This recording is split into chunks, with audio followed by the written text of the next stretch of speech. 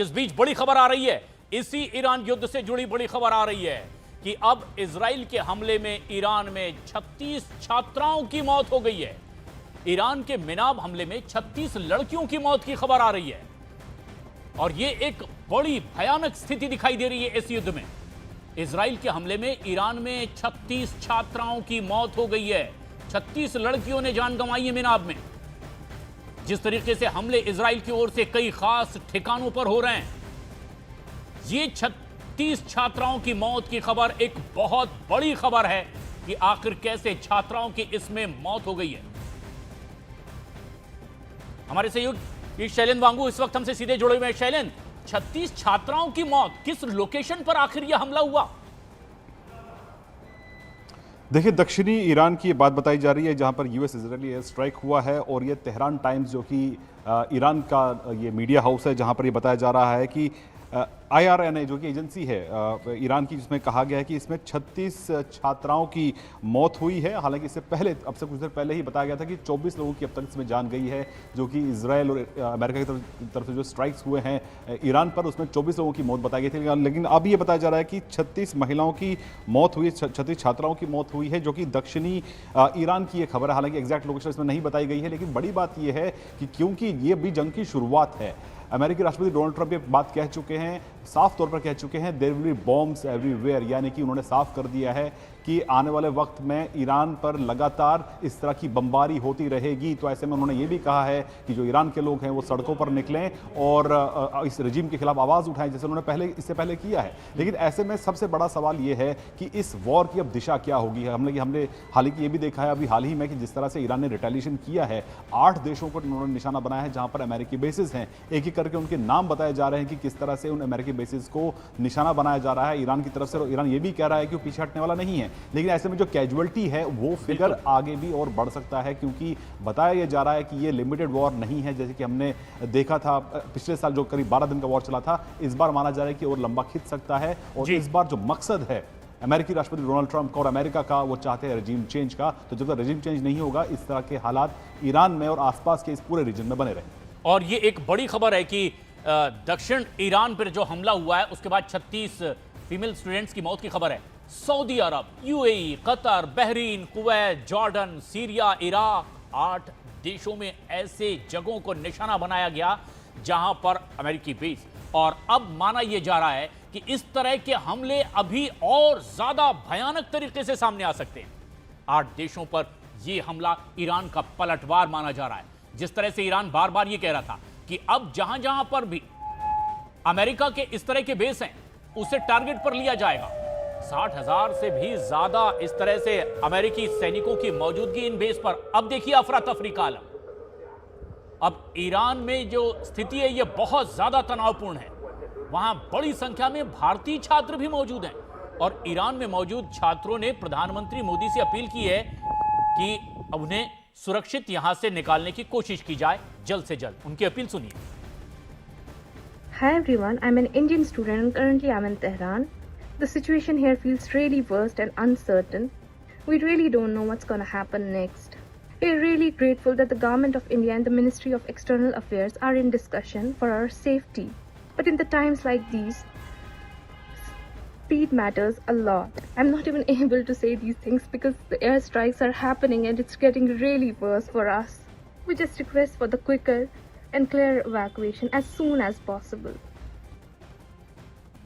तो जल्द से जल्द इवैक्यूएशन के लिए अब यह गुहार लगाई जा रही है। डिफेंस एक्सपर्ट विनोद दत्ता साहब भी इस वक्त हमसे सीधे जुड़ चुके हैं। विनोद दत्ता साहब, जिस तरह की तस्वीर आप देख रहे होंगे, पूरी दुनिया के लिए खौफनाक तस्वीर, लेकिन आपको क्या लग रहा है, असेसमेंट आपका क्या है? ये किस तरह से जाता हुआ युद्ध दिखाई दे रहा है और किस तरह की भयानक तस्वीरें और बहुत जल्द देखने मिल सकती हैं? देखिए, जिस तरह से अमेरिका और इजराइल की प्लानिंग हुई है जी, वो बताता है कि किस तरह से दोनों ने मिलकर इस प्लान को वो किया है। अमेरिका बिल्कुल फोर फ्रंट पे नहीं आना चाहता था, क्योंकि वो चाहता था कि ईरान के ऊपर काफी प्रेशर डाला जाए और जिस तरह के साइकोलॉजिकल प्रेशर, डिप्लोमेटिक प्रेशर्स और काफी पावर प्रोजेक्शन के प्रेशर्स उसने डाले थे, उसके बावजूद उसने अब ये मतलब अपॉर्चुनिटी हासिल की है कि साहब इजराइल और अमेरिका दोनों ने एक मतलब टू प्रोंग अटैक तेहरान के ऊपर किया है। लेकिन जिस तरह से तेहरान ने रिटेलिएट किया है, जितने भी अमेरिकन बेसिस थे, वो बताता है कि किस तरह से ईरान प्रिपेयर्ड था, क्योंकि हालांकि ये कोई सरप्राइज नहीं है, इस युद्ध की सुगबुगाहट बहुत दिनों से अर्ली बैटल इंडिकेशंस मिल रहे थे। तो ये मतलब तीनों ही देश प्रिपेयर्ड थे, लेकिन ईरान ने जिस तरह से रिटेलिएट किया है वो इस युद्ध को और एस्केलेट करेगा। जी, और ये तस्वीर और ज्यादा खौफनाक भयानक दिख सकती है। और तस्वीरों में अब हम देख रहे हैं कि दीपक वोरा साहब जुड़ चुके हैं। वेलकम बैक सर, स्वागत है आपका। Thank you. जिस तरह की तस्वीर अब आ रही है, ये वॉर तो होना ही था, आपको भी लग रहा था यही? वो इतना ही कहूंगा सर, बॉलीवुड का गाना, एक मैं और एक वो, तन मन में जो हो रहा है ईरान इजराइल के बीच, वो तो होना ही था। No question about it sir. Trump ने इतना पैसा खर्च किया था, अपनी सारी फोर्सेस वहां पर ले आया था, आधी नेवी उसकी वहां मंडरा रही थी। अल्टीमेटली डिप्लोमेटिक प्रेशर डालने की कोशिश की होगी कि ईरान मान जाएगा, लेकिन ईरान अगर मानता तो उसकी कच्ची हो जाती। और जो भी वहां की सुप्रीम लीडर अली खमेनी के बारे में लोग सोचते हैं, ईरान के लोग, वो फिर कहते हैं कि भाई ये तो हार मान ली इसने, ये तो बिल्कुल बेकार का आदमी है। सो दैट इज समथिंग, वो जो ध्यान अगर आप रखेंगे, देखेंगे कि दिस वॉर वाज इनएविटेबल। लेकिन एक चीज है बड़ी दिलचस्प, ईरान ने हमले कर दिए अब कितने सारे मिडिल ईस्टर्न नेशंस पे। आपको याद होगा सर, 1967, 1973 में it was Israel alone versus the middle east. अब क्या हो गया, it is Iran alone versus the middle east plus Israel. ये पूरी सिचुएशन बदल गई है। ईरान ने हमला किया, बट फॉर व्हाट पर्पस? वो क्या साबित कर रहा है? मिडिल ईस्टर्न के देशों को नाराज करके, कुवैत को, बहरीन को, सऊदी अरेबिया को, यूएई को क्या साबित करना चाहता है कि शुरू से जो वो सस्पेक्ट करते थे, उनको भरोसा नहीं था ईरान पे, अब उसको कंफर्म कर दिया। तो लॉन्ग टर्म में डिप्लोमेटिकली ये तो हार है ईरान की। मिलिटरीली मुकाबला किया है, डिप्लोमेटिकली, जियोपॉलिटिकली वो बुरी तरह से हार गया है। कि आपने इन देशों पर हमला किया, आपने दुबई के मरीना पे हमला किया, जो फोटो हम देख रहे थे, क्या मिलेगा आपको उससे? कुछ नहीं मिलने वाला सर।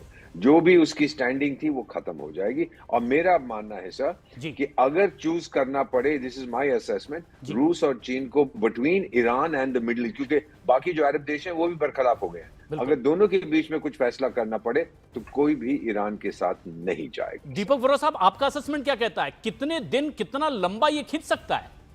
मेरा मानना है सर, क्योंकि मैं रहा हूं बहुत साल उस मिडिल ईस्ट में, और जो जिस एरिया की हम अभी भी बात कर रहे हैं वहां भी 20 साल था, मेरा अपना मानना है कि ये जंग 7 दिन के अंदर निपट जाएगा सर। या तो खमेनी साहब चले जाएंगे या ईरान के जो भी मिलिट्री हैं वो हाथ टेक देंगे सर। जी, तो पिछला वाला जो 12 दिन का एक देखने को मिला था, आपका असेसमेंट ये है कि अब तैयारी कुछ ज्यादा है। कर्नल दानवीर, क्या आप कहां तक सहमत है कि अब इस बार की तैयारी बहुत ज्यादा, बहुत भयानक तैयारी है? आपको नहीं लगता बहुत ज्यादा लंबा चलेगा ये, और जल्द इसके रिजल्ट आने की भी उम्मीद है आपको? जितनी फोर्सेस अभी वेस्ट एशिया के अंदर हैं, चाहे वो अरेबियन सी, इंडियन ओशन और मेडिटेरेनियन सी के अंदर ऑफ द हाइफा कोस्ट, वो इराक इन्वेजन से की तुलना अगर करी जाए तो उससे कहीं ज़्यादा है। तो इससे आप अंदाज़ा लगा सकते हैं कि कितना गंभीर है अमेरिका और इज़राइल ईरान को लेकर, क्योंकि ये उनके लिए एक बेस्ट मौका है। ईरान इज़राइल और अमेरिका के डेथ के नारे 1979 से लगा रहा है, और जो शर्मिंदगी यूएस को झेलनी पड़ी थी 1979 के बाद, जब उनकी एम्बेसी पे कब्जा कर लिया था। सॉरी आप जी, तो ये अमेरिका अब किस तरह से इस तरह की ताजा हालात को देख रहे हैं। अब ट्रंप जिस तरह का बयान दे रहे हैं, उससे लेकर नई डेवलपमेंट भी सामने आ रही है। सुनिए अब क्या ताजा डेवलपमेंट है और ट्रंप का क्या ऐलान है।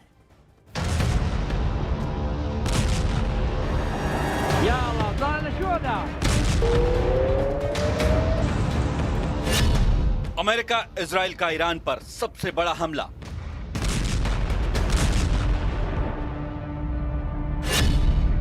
ट्रंप ने खाई ईरान को बर्बाद करने की कसम।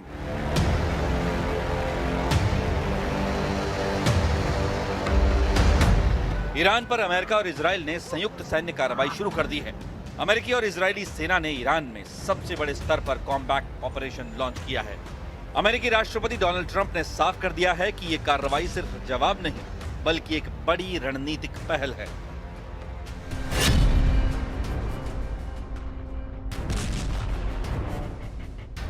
अमेरिकी राष्ट्रपति डोनाल्ड ट्रंप ने ऐलान किया है कि अमेरिकी सेना ने ईरान में मेजर कॉम्बैट ऑपरेशन शुरू कर दिया है।